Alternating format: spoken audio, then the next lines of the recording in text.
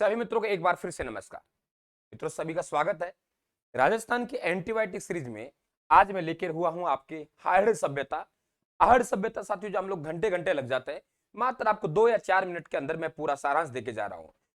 मित्रों बात करें हम लोग आहड़ सभ्यता की, तो जिला जो है वे आप लोगों का उदयपुर में ये सभ्यता विकसित हुई।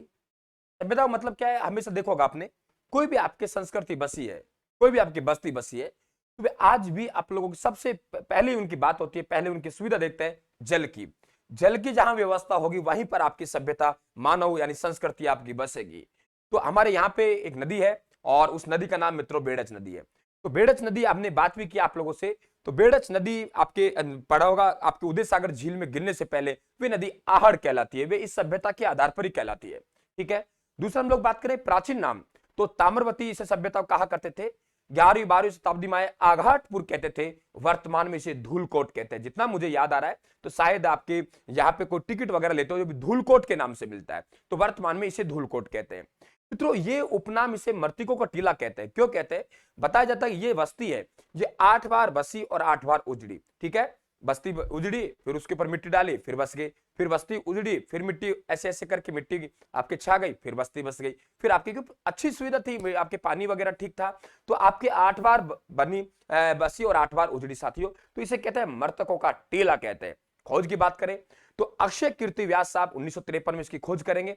प्रथम उत्खनन आपके रतन चंद्र अग्रवाल के जगह 54 55 56 54 56 मिलता है, लेकिन मैंने 56 लिखा है। HD शाकलिया साथियों, NV मिश्रा आपके, तो वे आपके वीरेंद्र नाथ मिश्रा। ठीक है, ठीक है, तो वे आपके 1961 में साथियों। बात करें टीला का उत्खनन, देखो टीला आप लोगों के कालीबंगा में मिला है, टीला आपके आहड़ में मिला है, दोनों की तुलना कर रहा हूं।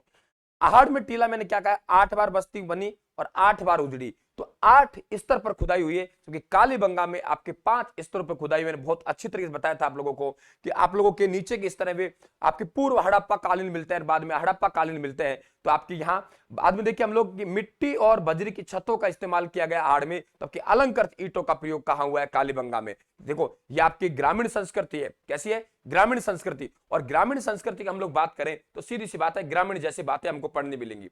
एक ही बात ध्यान रखेंगे, ग्रामीण संस्कृति, और वहां हमारे कौन सी नगरीय संस्कृति थी।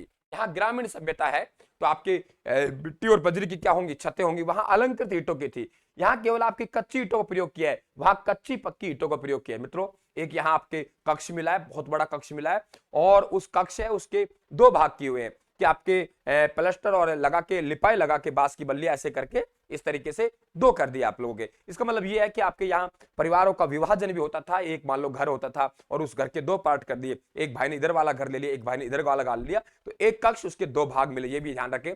यूनानी देवता आपके अपोलो कब मिले। बात कर रहे हैं मित्रों हम ग्रामीण संस्कृति, तो ग्रामीण संस्कृति की सबसे बड़ी विशेषता है कि आपकी मिट्टी, ग्रामीणों में मिट्टी होती है, तो पूरा पूरा आपको मिट्टी पे चलना है, और मिट्टी के द्वारा जो भांड बनाए जाते हैं, बर्तन बनाए जाते हैं, उसे मृद भांड कहते हैं। मित्रों चैनल को सब्सक्राइब कर लेना और राजस्थान के टेलीग्राम को जरूर ज्वाइन कर लेना, ताकि हर PDF हर अपडेट आपको मिलता रहे। ठीक है, तो ये जो मृद भांड का मतलब क्या है कि आपके मिट्टी के बर्तन। ठीक है, अब मृद भांडों को हम क्या कहेंगे? गोरे और कोठे। बहुत बार पूछता है कि आपके मृद भांडों को गोरे और कोठे क्या कहते हैं, तो आहड़ सभ्यता में मिले। क्यों? क्योंकि ग्रामीण आपको पता है। अब देखो रंग काला और लाल होगा, और मित्रों यहाँ जो तपाई होती थी वे तपाई उल्टी होती थी। जैसे हम लोग ऐसे किसी को गर्म करेंगे ऐसे, तो यहाँ तपाई जो थी वे आपके उल्टी हुआ करती थी। उल्टा यानी हम लोग जो आज भी हम लोग बर्तन बनाते हैं, मटका वगैरह उनको तपाया जाता है, तो वे तपाई उल्टी होती थी। अब बात करें क्या, देखिए यहाँ 4 मानव मूर्तियां मिली है। पूरा खेल आपका मिट्टी का ही होगा मित्रों। 4 मानव मूर्ति मिली, उनमें एक इंपोर्टेंट, एक आपके साथियों एक महिला की मूर्ति मिली है खंडित अवस्था में, जो लहंगा पहनी हुई है। मिट्टी की मूर्ति है और लहंगा लहंगा लहंगा पहने हुए आपके मूर्ति है। ठीक है, अब महिला की बात करें तो चूल्हा होगा मित्रों। चूल्हे पर एक मानव हथेली का आपके निशान है। जैसे चूल्हे को हम लिपाई कर रहे हैं इस तरीके से, तो ऐसे करके हम छोड़ देते हैं, ऐसे देखो, ऐसे फैन के ऐसे छोड़ देते हैं ऐसे, तो वे आपके मानव हथेली का क्या है? एक छाप है। ठीक है, अब चूल्हे की बात कर रहे हैं मित्रों, तो यहाँ 6 चूल्हे एक साथ मिले। कितने चूल्हे? 6 चूल्हे एक साथ मिले, और 6 चूल्हे एक साथ मिले तो यहाँ ये बताते हैं कि आपके संयुक्त परिवार प्रथा रहती होगी। मित्रों बात करें हम लोग, तब आपकी महिला है, महिला की आपके लहंगा पहना हुआ चित्र आपके मूर्ति मिली है। दूसरा आपके मानव हथेली के चूल्हे पर छाप मिली। याद करने का तरीका देखिए, मैं बता रहा हूं ऐसे पढ़ना। 6 चूल्हे एक साथ मिले। अब मित्रों पानी का बर्तन भी चाहिए, तो आपके बिना हथेली का। ठीक है, क्या कहा मैंने? बिना हथेली का। जैसे हम लोग कहें कि इस तरीके से कोई पानी का लोटा है, ऐसे ऐसे करके, ये पानी का लोटा है, तो ये जो आपका अत्था है, ये अत्था ये था, ये बिना हथेली का मिला है। तो बिना हथेली का क्या मिला है साथियों, एक पानी का लोटा मिला है। चक्रकूप, एक आपके पानी फैलेगा, पानी का लोटा मिल गया। शब्दों को जोड़ के देखिए,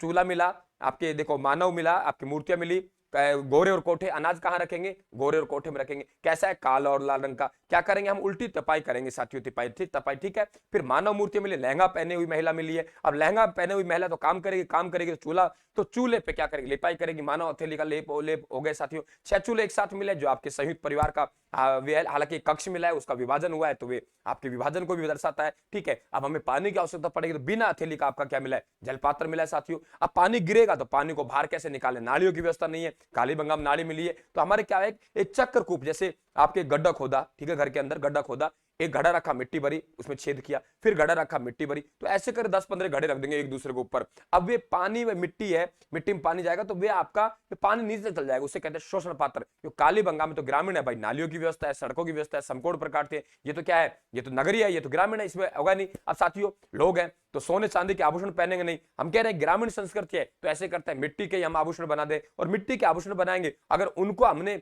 जो मृत व्यक्ति मरेगा तो मिट्टी के आभूषण सोना चांदी के नहीं है, तो उन्हें हम निकालने की क्या हो सकता है, तो वहां कपड़े और आभूषणों के साथ उन्हें गाड़ दिया करते थे। तो ये मेरे हिसाब से आपके बहुत अच्छी तरीके से मात्र 5 मिनट में आपके समझ में आ गया होगा। और यही होता है साथियों, घंटे घंटे हम जब पढ़ते हैं तो तब हमारे समझ में नहीं आता, और ये देखिए आप मिनटों में हमारे समझ में आ रहा है। एक बार रिवाइज कर लेना, एग्जाम हॉल में चले जाना, आपका सवाल फंस जाएगा।